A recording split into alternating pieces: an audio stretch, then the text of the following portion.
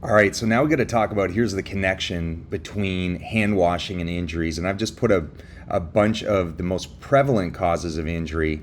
And you're going to see right in the middle that fatigue, and it has a 36 times increased risk of arm injuries.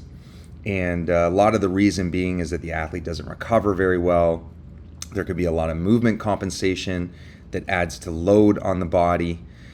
But essentially, most of the injuries are occurring because of strength deficits and imbalances. That's really the root. And when I give these percentages, I have a segment called Arm Care Effects. And if you want to learn about effect size, that's an important arm care effects to listen to, because the studies that I'm showing in terms of the percentages are the ones that I've read to show how great the difference is between healthy and an injured population as a result of range of motion deficits or workload schedule or biomechanical flaws and strength deficits and imbalances. So when medical research sees strength deficits and is able to associate two groups, one being they've had Tommy John surgery or they've had arm injuries and another that didn't, there's a pretty large effect size between those groups to say, yeah, strength deficits and imbalances are a problem.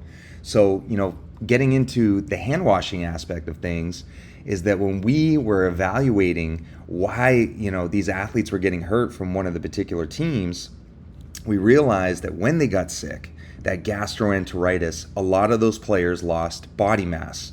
And a lot of that body mass was lost in terms of water weight. And then when we looked even deeper, some players lost up to 8 pounds in a week. And they were losing between 2 and 2.5 pounds of lean mass when we evaluated their body composition.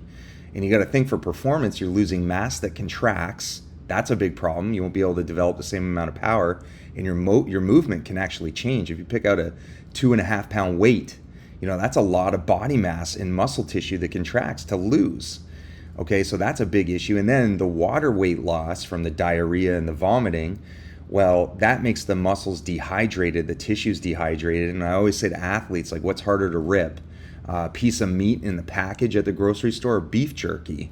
And it should be obvious in that mental model that beef jerky is a big problem. So the combination of losing contractile tissue for performance and dehydrated muscle tissue that can increase your risk of strains and sprains is a problem. So I'm just going to flick on how to wash your hands. And I got to give credit to my wife for this, because she was watching me wash my hands. And one of the fatal flaws that I made is that I would put the soap on my hands early, and then I would be washing my hands under the water.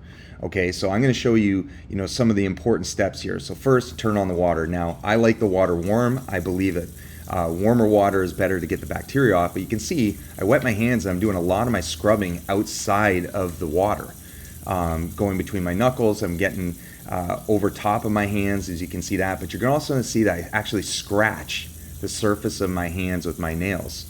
I watched my wife do this, and you know what? Surgeons do this as well. When I watched her have a C-section for our boys, I watched how they wash their hands, because I'm very much into staying healthy in baseball.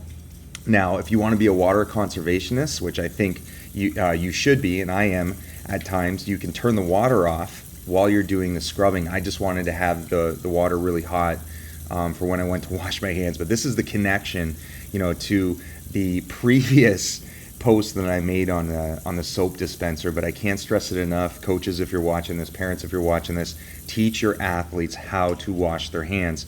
And another thing too, we all went through COVID, and we would do hand washing as rigorous as this. Anytime that an athlete came into the weight room or they left the weight room, it was necessary that they wash their hands, and afterwards they used hand sanitizer. So they would wash their hands and use hand sanitizer. For the athletes that are out there that have children, when your children get sick and they come home, you need to wash your hands and use hand sanitizer afterwards. You have to do everything in your power to not get sick in the season. And a lot of families, my family went through it. We all got sick. And I think that was because we didn't wash our hands as routinely enough. One of our children, he got gastroenteritis, and it went through our family like wildfire. And kids are really resilient. A lot of them don't get as sick as adults. And so we have to make sure that we create a good hygienic environment. I know myself as a performance director, I was always looking at ways in which we could have more of an antiseptic method to keeping our team healthy, because I just gave you the connection between strength deficits and imbalances and muscle mass loss due to sicknesses and also dehydration. So hope you enjoyed this little segment from my hotel room, but I think it's important, and I wanted to share it with everybody. Thanks.